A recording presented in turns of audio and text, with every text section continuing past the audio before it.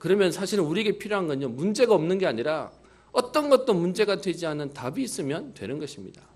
그래서 그리스도라는 말의 의미는 뭐냐? 모든 문제 해결자라는 겁니다. 문제가 있어도 상관없다. 그 답을 우리에게 얘기하는 겁니다. 많은 사람들이 인생의 문제를 이거다 저거다 라고 얘기합니다. 동서고금을 막론하고 역사이래로 모든 사람에게 인생이 뭐가 문제냐라고 얘기하는 가운데 사람들이 답을 내고, 그리고 심지어 교회가 답을 내기를 우리 인간의 문제는 죄 문제다라고 얘기합니다. 이 죄를 지었다라고 하는 행위에 사람들이 딱 꽂혀가지고요, 죄를 지었으니까 반성하고 회개하고 그리고 돌아서서 이제는 죄 짓지 않으려고 몸부림치는, 그래서 이 죄 문제만 해결하면 될 거다. 그래서 사실은 교회에서 제일 많이 다루는 문제가 뭐냐 하면, 인간은 하나님 떠나 원죄 가운데 빠진 죄 문제다라고 얘기하는 겁니다. 인생의 문제는 죄의 문제가 아닙니다. 다른 말 얘기하면 아무리 몸부림을 쳐도 이 죄의 문제는 해결 안 되는 것입니다. 죄의 문제를 넘어서는 진짜 문제가 있습니다. 그게 뭐냐? 죄를 짓게 만드는 영적인 존재가 있다라는 겁니다. 우리가 말하는 복음은 뭐냐? 당신 어떤 행동 가지고도 그 문제 해결 못합니다. 안 할 수 없을 겁니다. 왜? 하게 만드는 존재가 당신을 계속 넘어뜨릴 겁니다. 그래서요, 우리에게 있는 인생의 진짜 문제는 뭐냐? 죄의 문제 맞지만 죄를 짓게 하는 영적인 사단과 흑암의 세력이 있다는 것입니다. 그 사단을 꺾는 그리스도가 아니고서는 안 되는 것입니다. 그래서 오늘 우리는 뭐 하는 것이냐? 그 그리스도의 은혜 속으로 들어가는 것입니다. 내가 믿고 열심히 하는 게 아니고요, 하나님의 은혜가 아니고서는 나를 넘어뜨리고 우리를 죄짓게 하고 하나님 떠난 가운데 사단의 종로로 타게 하는 이 인생에서 우리가 해결받을 수 없음을 고백하고 그 속으로 들어가는 것입니다. 죄 가지고 아무리 몸부림쳐도 우리는 안 되는 것입니다. 이 문제를 안다면 여러분, 사단을 이기는 유일한 존재는 하나님밖에, 죽음을 이기고 부활하신 그리스도 말고는 답이 없는 것입니다. 그래서 다른 종교가 다 훌륭해도 그리스도를 말하지 않는다면 그들은 인생의 문제 절대로 해결받을 수 없는 것입니다. 그러면요, 오늘도 우리는 해야 될 게 뭐겠습니까? 힘을 내는 게 아니고요, 그 그리스도에 대한 비밀을 제대로 누리는 것입니다. 모세가 이스라엘 백성에게 오늘도 5장 1절에 얘기합니다. 모세가 온 이스라엘을 불러 그들에게 이르되, 이스라엘아, 오늘 내가 너희에게 너희 귀에 말하는 규례와 법들을 듣고 그것을 배우며 지켜 행하라 라고 얘기합니다. 여러분, 하나님이 우리에게 오늘 모세를 통하여 하나님의 말씀, 규례와 법들을 듣고 배우고 지키라고 합니다. 그러다 보니까 우리는 또 행위의 문제로 생각합니다. 그게 아니고요, 그래서 오늘 제목을 잡았던 것이 애굽 땅 종되었던 집에서 인도하여 낸 하나님 여호와라고 하는 말의 의미가 무엇인지를 오늘 잠깐 묵상하며 기도하는 시간 되었으면 합니다. 가나안 땅 들어가라 그런데 센 주인들이 있고, 그리고 자기들은 여기에 대한 확신 없고, 그리고 우리를 이끌어줄 지도자도 없을 거다라고 얘기하는 그들에게 오늘 하나님이 말씀을 하시면서요, 무엇을 얘기합니까? 그래서 가나안 땅을 정복하기 위해서 방법을 얘기하시거나 요령을 얘기하시거나 아니면 전략을 얘기하시지 않고 하나님은 우리에게 딱 한 가지를 얘기하십니다. 지금 몇 주째 계속 나오는 얘기고 신명기 통틀어서 계속 나오는 말씀인데요, 그게 뭡니까?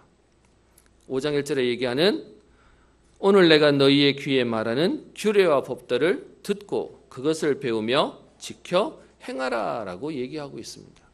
무슨 말입니까? 하나님 말씀 붙잡아라 라고 얘기하는 것입니다.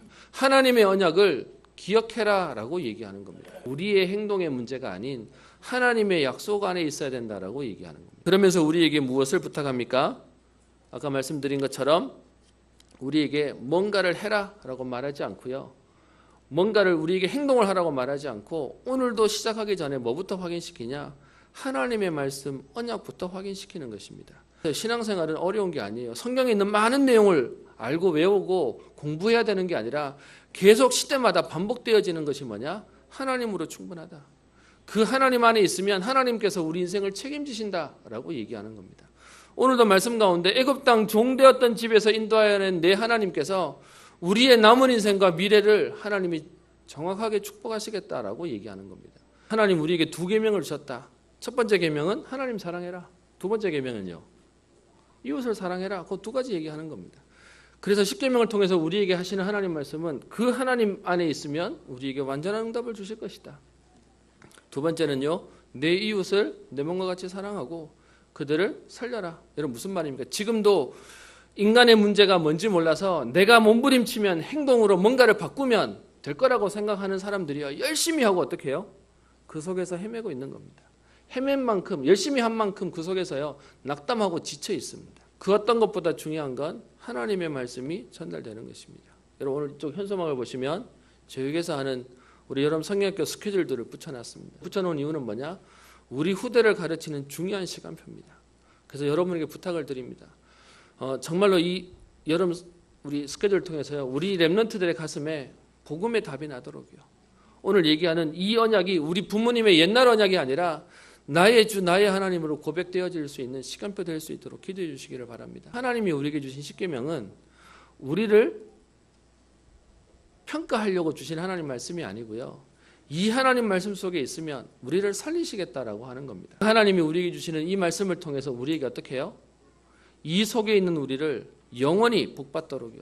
우리뿐만 아니라 우리의 후손이 우리의 자손들이 응답받도록 하기 위한 하나님의 약속이 된다라고 말하고 있습니다. 하나님 우리에게 말씀 주시는 이유가 뭡니까? 우리를 어렵게 하거나 우리를 평가하려는 게 아니라 우리에게 하나님 응답을 주시려고 하시는 것입니다. 이 십계명이 언제 우리에게 주셨죠? 이스라엘 백성이 출애굽하고 광야를 지나 홍해를 건너서 시내산 올라갔을 때 하나님이 이 말씀을 하셨어요. 무슨 말입니까? 구원받을 조건으로 주신 게 아니라 구원받은 우리에게 그 응답을 영원히 누릴 수 있는 비밀로 하나님이 주신 은혜입니다.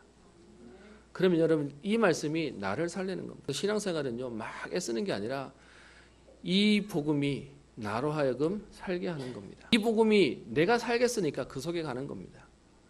그 은혜가 나를 살게 하기 때문에 그게 나를 움직이게 하는 겁니다. 지금까지 여러분 내가 이거 하면 행복하겠다고 해서 살았는데 문제는 돌아서면 지치잖아요.